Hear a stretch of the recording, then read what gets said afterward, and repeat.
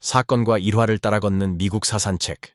이번 편에서는 제1차 세계대전에 어렵게 참전해서 전쟁의 승리에 기여한 윌슨 대통령의 전후 평화구상 14개원칙을 좌절시킨 미국의 고립주의에 얽힌 일화를 돌아보겠습니다. 1917년 말 러시아 혁명으로 탄생한 볼셰비키 정권이 독일과 단독 강화를 통해 휴전함으로써 연합국에 조속한 종전 전략의 지장이 초래되었습니다.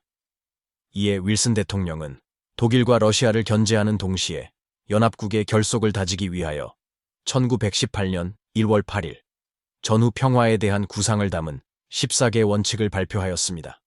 14개 원칙은 자유주의와 민족 자결주의의 원리에 따라 전후 세계 질서의 재편에 적용하려는 기본 원칙이었습니다. 여기에는 공개 외교, 해양의 자유, 자유무역, 군비 축소, 민족 자결의 원칙에 따라 국가 간의 국경선 조정, 폴란드의 독립, 국제연맹 창설 등의 조항이 포함되어 있었지요. 연합국은 14개 원칙에 대대적으로 환영의 뜻을 나타냈습니다. 반면에 독일을 비롯한 동맹국 측은 14개 원칙을 휴전의 조건으로 해석하였지요. 그리하여 러시아와 단독 강화 이후 전개된 연합군의 대공세로 심한 타격을 받은 독일이 먼저 10월에 미국의 휴전을 제의하였습니다. 이에 윌슨은 독일에게 전제 정치의 폐지를 요구하면서 영국과 프랑스에게도 휴전을 수락할 것을 권고하였습니다. 이에 대한 영국과 프랑스 양국의 초기 반응은 냉담했지요. 하지만 윌슨은 우선 미국만이라도 독일과 강화 조약을 맺을 것이라고 언급함으로써 영국과 프랑스를 압박했습니다. 어쩔 수 없었던 영국과 프랑스도 휴전에 동의함으로써 마침내 1918년 11월에 이르러 제1차 세계대전은 사실상 막을 내리게 되었던 것입니다. 1919년 1월 윌슨 대통령은 공화당의 반대에도 불구하고 스스로 미국의 수석 대표가 되어 파리 강화회의에 참석했습니다. 하지만 윌슨은 정치적 현실을 무시하고 미국 대표단의 당시 다수당이었던 공화당의 대표를 한 사람도 포함하지 않음으로써 장차 체결될 강화조약에 대한 상원의 비준의 그림자를 들이우는 악수를 두고 말았습니다. 파리 강화회의에 참석한 윌슨은 유럽의 국민들로부터 대대적인 환영을 받았습니다. 하지만 막상 회의에 들어가서는 영국 수상 로이드 조지와 프랑스 수상 클레망소의 독일에 대한 가혹한 처벌 주장에 대해 난처한 입장에 빠졌지요. 할 수 없이 윌슨은 14개 원칙을 독일에게 불리한 방향으로 약간 수정할 수밖에 없었습니다.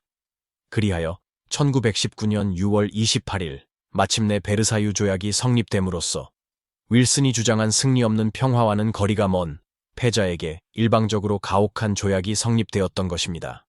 한편으로 윌슨은 강화조약의 미비점을 보완하기 위해 국제적 평화기구의 설립이 필요하다고 보고 영국과 프랑스를 설득한 끝에 국제연맹 창설을 위한 규약을 베르사유 조약 안에 삽입하는 데 성공했습니다. 그는 이를 자신의 최대의 외교적 성과라고 치부하면서 귀국하였지요. 그러나 그를 기다리고 있었던 것은 가혹한 국내 정치의 현실이었습니다. 베르사유 조약과 국제연맹에 관한 구상이 의회의 비준을 얻어 효력을 가지려면 상원 의원 3분의 2의 찬성이 필요했습니다. 모두가 예상했던 대로 당시의 다수당인 공화당은 국제연맹 설립에 반대한다는 입장을 밝혔지요. 집단 안전보장을 목표로 하는 국제연맹이 가맹국의 내전에 간섭할 가능성이 있으며 상호 불간섭의 원칙을 표방한 미국의 전통적 외교정책인 먼로주의가 침해될 우려가 있다는 이유에서였습니다. 그러나 윌슨은 국제연맹 가입을 지지하는 국민들의 여론을 믿고 1919년 7월 베르사유 조약 비준안을 상원에 제출했습니다. 예상했던 대로 국제연맹 규약 제10조가 문제로 대두되었지요. 제10조는 가맹국은 각 가맹국의 영토 보전 및 정치적 독립을 존중하고 또 외부의 침략을 막아줄 의무를 갖는다라는 내용이었기 때문입니다. 윌슨의 입장에서는 이 10조가 핵심이었으며 상원의 비준을 얻기 위해 유보 조건을 붙인다는 것은 용납할 수 없었습니다. 그는 자신의 주장의 정당성을 국민들에게 직접 호소하는 수밖에 없다고 판단하고 건강을 염려하는 주치의의 반대에도 불구하고 그해 9월에 전국 유세의 길을 떠났습니다. 하지만 중서부와 태평양 연안지대를 20여일에 걸쳐 여행하면서 30여 차례의 연설로 여론전에 나선 윌슨에게 불운이 덮쳤습니다. 9월 25일 콜로라도주 푸에블로에서 연설하던 도중에 쓰러지면서 하반신이 마비되고 만 것이었습니다. 사경을 헤맨 끝에 건강은 다소 회복했지만 그는 임기가 끝날 때까지 지팡이 신세를 면치 못했습니다. 윌슨 대통령이 국민들의 동의를 얻기 위해 유세 중이던 9월 10일 상원은 윌슨이 제출한 베르사유 조약 비준안에 대한 심의를 마치고 45개의 유보 조항을 붙여 본회의에 보고하였습니다. 같은 민주당 의원들이 유보 조항을 수용할 것을 윌슨에게 권유했으나 윌슨은 이를 따르지 않았지요. 마침내 11월 19일 상원은 표결에 들어갔습니다. 표결 대상은 14가의 유보 조항이 붙은 안과 유보 조항이 전혀 붙지 않은 안 두 가지 안이었지요. 결과는 둘 다 부결이었습니다. 강경하게 반대하던 영국과 프랑스도 유보 조항을 어느 정도는 수락하겠다고 밝혔지만 윌슨의 태도는 변함이 없었습니다. 손질을 다시 가한 조약안이 표결에 붙여졌으나 결과는 마찬가지로 부결이었지요. 국제연맹의 창설을 제의한 미국이 국제연맹에 참여하지 못하는 상황이 벌어진 것입니다. 윌슨의 마지막 희망은 자신의 건강 문제에도 불구하고 1920년의 대통령 선거에서 3선에 당선되는 것뿐이었습니다.